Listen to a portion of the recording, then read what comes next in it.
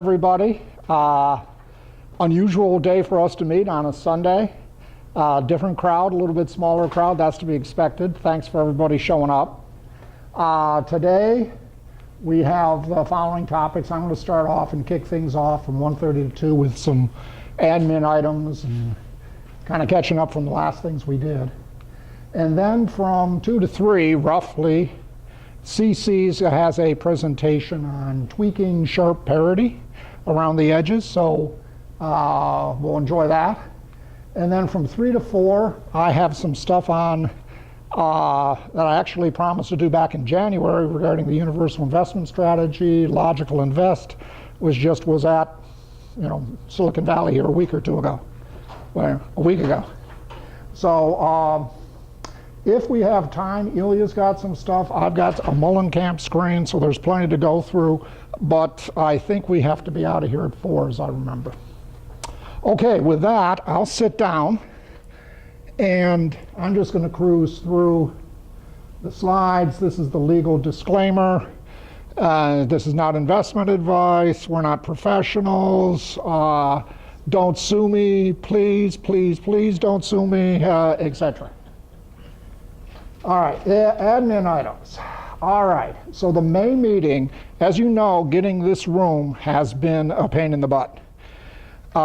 What's been happening during the weeknights that the room is theoretically available, meaning Monday and Tuesday, they're always taken up by library events.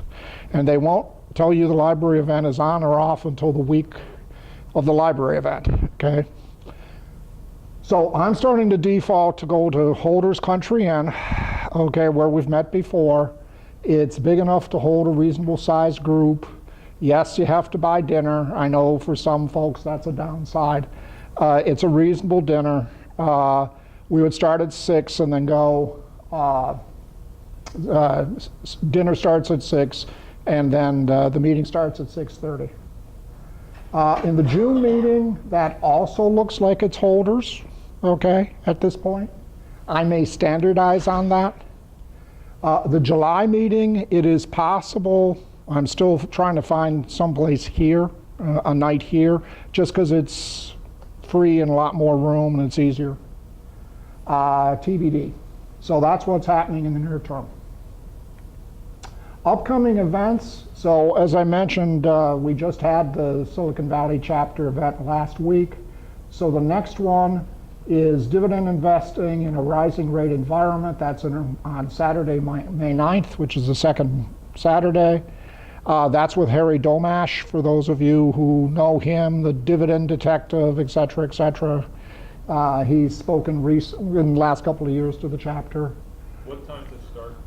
It starts, and I'm being very careful, it starts at 9. Okay, that means registration, social, coffee, and then the actual presentation starts at 9:30. Okay, we're trying to standardize on that. Unfortunately, when you get the Eventbrite notice, okay, that gets mailed out, all Eventbrite lets you do is have one single start time. Okay, not registration time or presentation start time, it's just a start time. So we list the start time at 9 o'clock, and if you go into the details below, it'll tell you registration at 9, presentation 9:30, but lots of people don't go to the details below. So the next CTAG meeting is actually since this meeting is relatively late in the month, we've missed some of the normal meetings I talk about. So the CTAG meeting, the next one is the first Wednesday of the month. The Sector Surfer user group, I believe, has a meeting scheduled for May. Joe, do you have any comments? Tentatively, the third Wednesday in May at Holders, but I'm looking for speakers.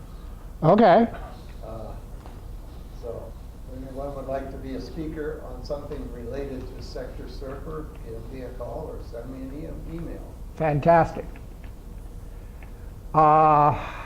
And then the next time that the options group has a meeting, I believe, is the 14th of May. So most of this stuff is 2 to 4 weeks away at this point.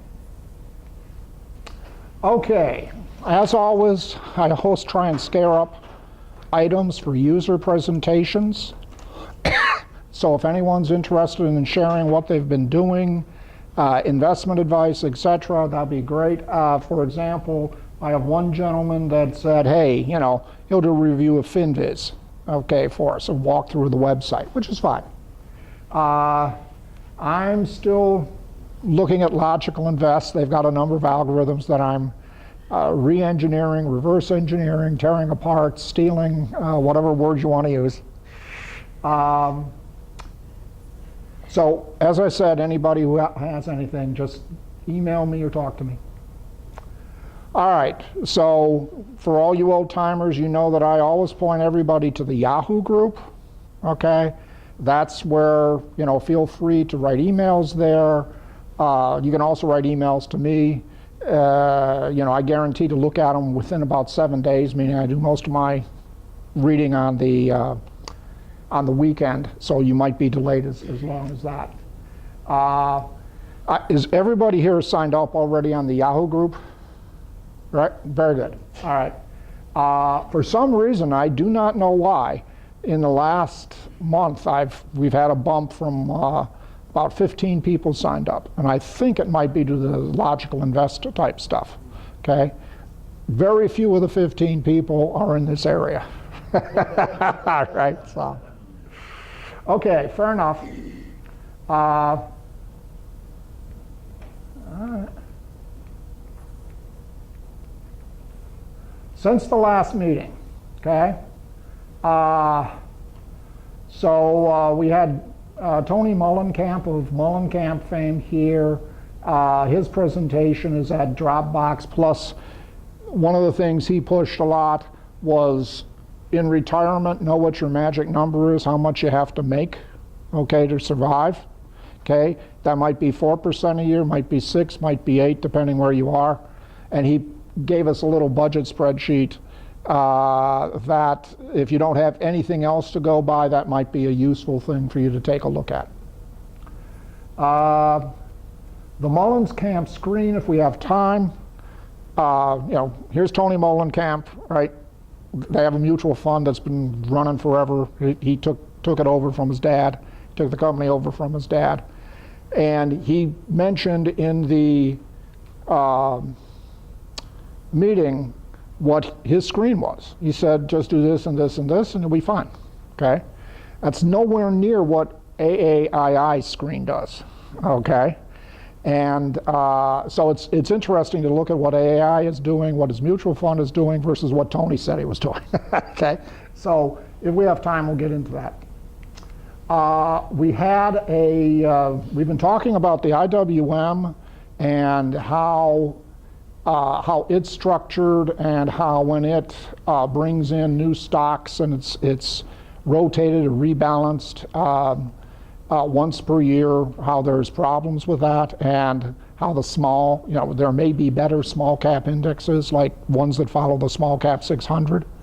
And so Peter Lingane, who couldn't make it today,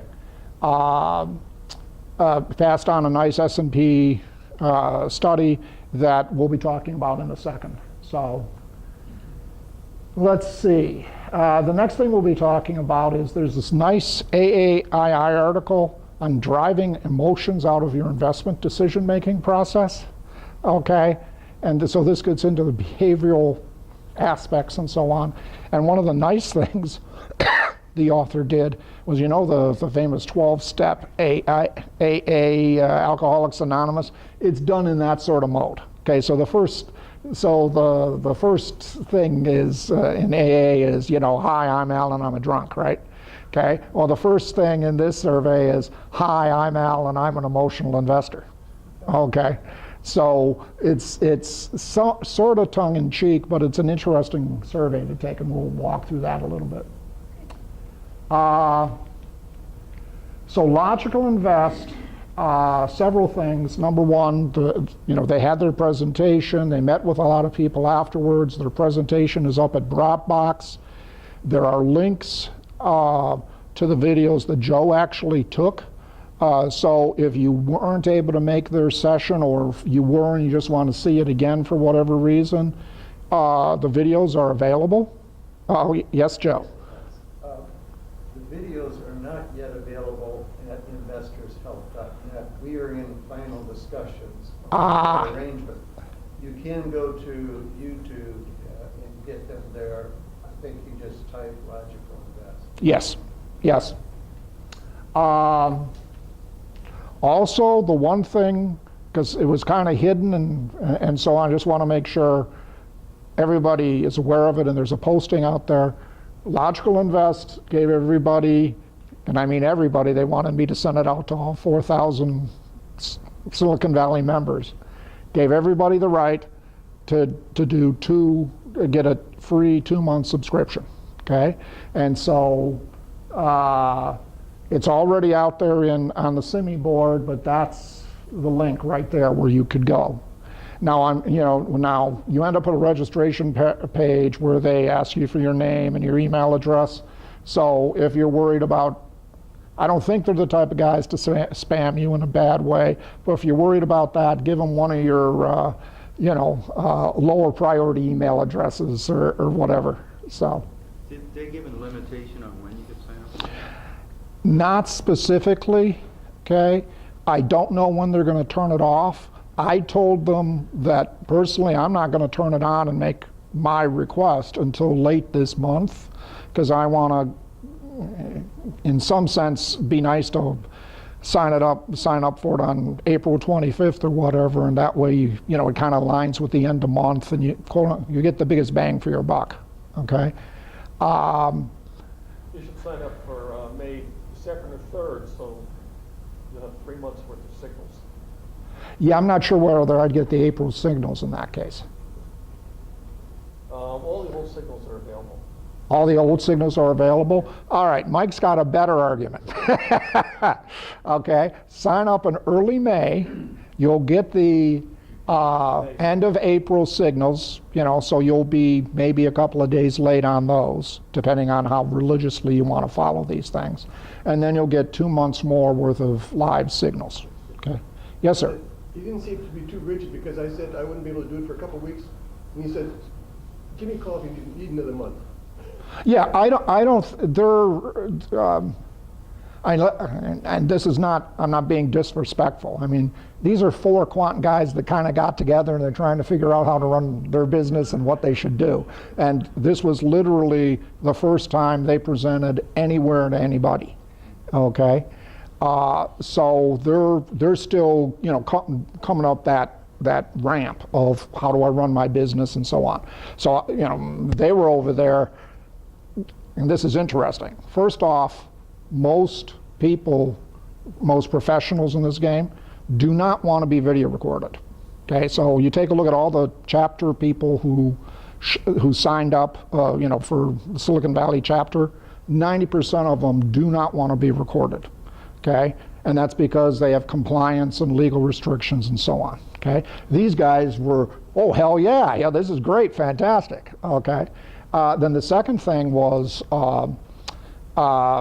these guys are very, very aggressive. They want, I was usually,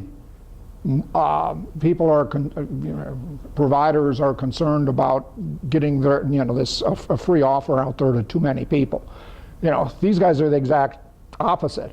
Hey, you can get out to 4,000 people? Hell yeah. 5,000 is better than 4,000, and another 1,000, right? So, I think it's just they have a different attitude on this. Okay, so. Okay, long-winded item on that one. And then we made some tracking folios. So here's the slides I was going to talk about for the IWM. The paper that's mentioned here is at CIMI, so you can read it. It's a very thorough paper. It does a 4-factor analysis, etc. I mean, it's good, solid number crunching. And essentially they're comparing the S&P 600 to the Russell 2000, saying, are there differences and why and whatnot? And they certainly agree, yes, there's a difference. Don't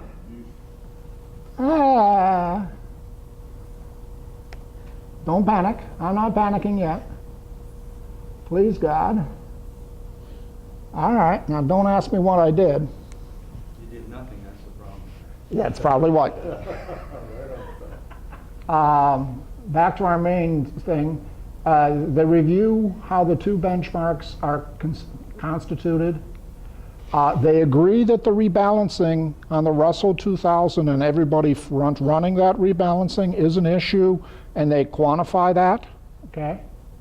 However, and then they come up with a hypothetical R2K that said, okay, well, suppose you did it a different way and there was no rebalancing issue or front running issue. There's still a difference between the two benchmarks. And they trace the difference down to the S&P 600. To be in the S&P 600, there's essentially a profitability requirement that you have to get over that the Russell 2000 does not have. Okay? And then they also show that, you know, if you're a fund manager, this is a big deal to you because depending which index you use, 20% of the funds beat the Russell 2000 but don't beat the small cap 600. Okay, so it's highly dependent on what you mark yourself against, if you will. Okay, so this comment right here, the one in red, about S&P 600 profitability, kind of struck me and went, that's interesting. And so what I did, knowing me, I went over to portfolio 1, 2, 3, and what I did is I came up with a very simple screen that said, I want, out of the S&P 600, I want the last 4 quarters of profit to be profitable, i.e. zero.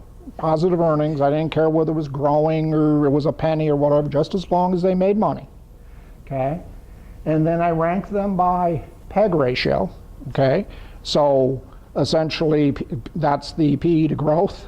So it's a relative value, relative growth sort of metric that says, hey, if I've got a high PE and I've got a high growth rate, that's okay. Okay? If I've got a high PE and a low growth rate, that's bad. Okay? That would be a high PE or PEG ratio. So effectively, I said, okay, well, let me take the 25 stocks that have low PEG ratios, and out of the S&P 600, let me take all the stocks that were had positive EPS for the last quarter. How did that do? How much of a bias is there here by saying I've got to be profitable? Okay, and you come up with the figure like this. The blue line there is the market cap weighted S&P 600. The red line is the 25 stocks where it says thou shalt be profitable in the last 4 quarters, and then you rank them by PEG ratio. And I know it might be hard for you to see, the S&P 600 made 8.8%. The red line, the screen, made 14%. So positive alpha of around 5.8%. Now what's interesting, excuse me? Drawdown was significant. Oh yeah, the drawdown was significant. The drawdown on the S&P 600 was 58.8 versus 67. Okay, so yes, and your beta, the beta wasn't that high compared to the small cap, okay, because that was your reference. Now, one thing I forgot to mention is, and this is important when we're going to look at the Russell 2000, of the 600 stocks, 385 pass the profitability metric. Okay, so over half the stocks in the S&P 600 meet this basic I'm profitable test. Okay. So basically, you took 25 stocks, mixed them in equal proportion. Yep. And this is a red line. And that's the red line, and rotating once every year. And I rotated once every year because indices are typically reconstituted once every year. All right. So I then did the same thing for the Russell 2000. Okay. The screen is exactly the same. Okay. I'm looking for $1 million liquidity and being profitable the last 4 quarters. Okay? You start off at 1,927 stocks on this particular day, and you get down to less than 800 that meet the profitability metric. So, i.e., roughly 40% of the stocks meet the profitability metric in the Russell 2000 versus over 50% in the S&P 600. So there is a difference between the two indices, just like, you know, S&P, Dow Jones research was saying. There's a difference there. Okay, so what happens if you run that same screen? You pick the top, you pick profitable stocks, and you pick the top 25 by peg rate, by favorable peg rate, low peg rate. And the answer is, yeah, you get that red line. The blue line here is the Russell 2000. The red line is, excuse me, the red line is the screen. In this case, it's 14.5% versus roughly 14%. Still big drawdowns, to your point. 58 versus 67. So certainly both of these screens and the indices themselves need some help from the viewpoint of either timing or volatility adjustment or what have you to get rid of those big drawdowns. But very simple screen seems to back up what S&P is doing, and it's not great, but it seems to be okay. Yes, sir. Question. This is the screen is equal weight. Equal weight. 2000 is market cap weight. That is correct. How much of the performance is due to the profitability instead of the weighting differences? Yeah, and the quick answer is I don't know. To be able to answer that, what I would have to do is run a screen that essentially just equal weights all 2,000 stocks. Okay, and I'd have you have that built in for the S&P 500. They have the S&P 500 market weight, and they have the S&P 500 equal weight. I have to run a screen to figure out what the difference would be, and that's a reasonable thing for me to do. You know, Guggenheim has all kinds of ETFs that are equal weight, including some sectors. Yeah, so maybe that might. Probably the small cap equal Yeah. weight. Well, the right answer here is that compared to equal weight, if you optimize this distribution, you will gain several percent.